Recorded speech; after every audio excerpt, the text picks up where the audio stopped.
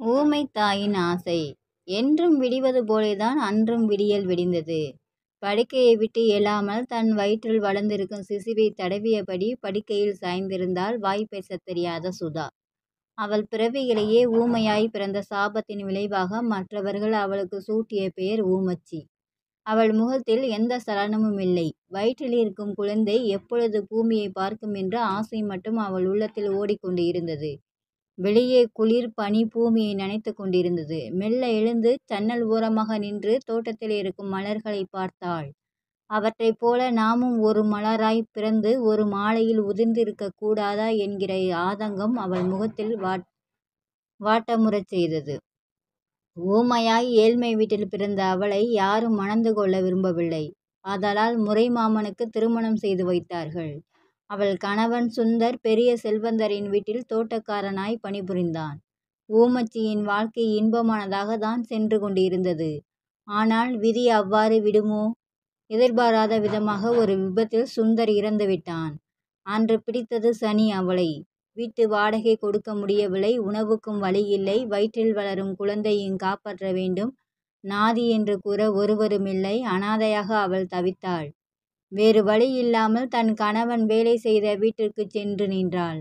அவர்களும் அவளது பரிதாப நிலையை கண்டு வீட்டு வேலைக்காரியாக இருக்க வைத்தார்கள்.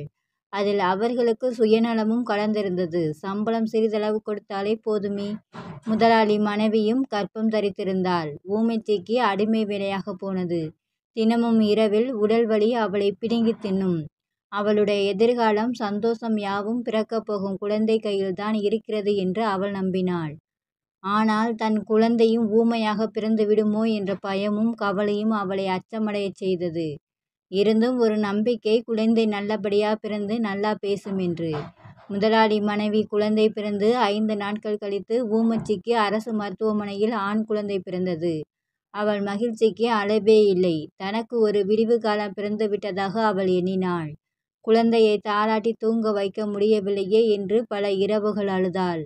இருந்தும் தன் குழந்தையின் தொட்டிலை ஆட்டுவதிலேயே பல இரவுகள் தன் தூக்கத்தை தியாகம் செய்தாள்.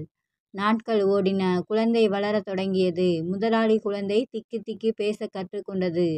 ஆனால் ஊமச்சியின் குழந்தையோ இன்னும் பேசாமல் இருந்தது. அவள் கண் கலங்கினாள். தன் குழந்தையும் தன்னைப் போல் ஊமையாகி விட்டதோ என்று பயந்தாள். தினமும் வேலைக்கு செல்லும்போது குழந்தையும் அழைத்து கொண்டு செல்வாள். அங்கு பேசுகிறவர்களை பார்த்து தன் குழந்தையும் பேசாதோ என்று ஏக்கம் அவளுக்கு.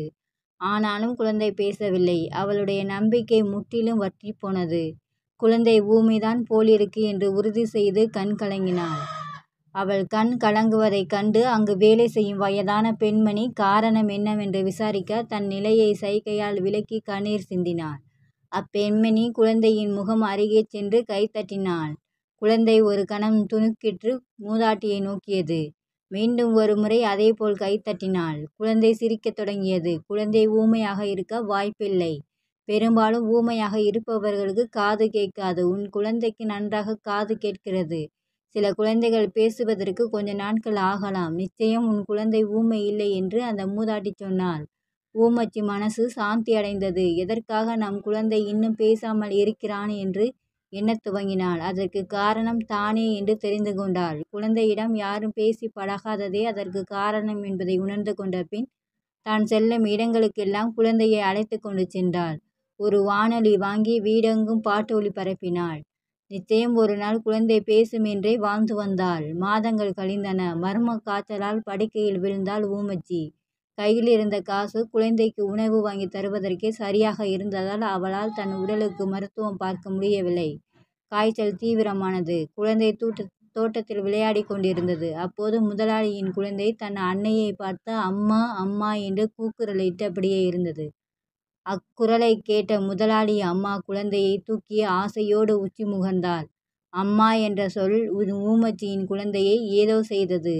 சிறிது நேரத்தில் அக்குழந்தையும் திக்கி திணறி அம்மா என்று முழுதாக சொல்ல முடியாவிட்டாலும் மழலை மொழியில் கத்தத் தொடங்கியது.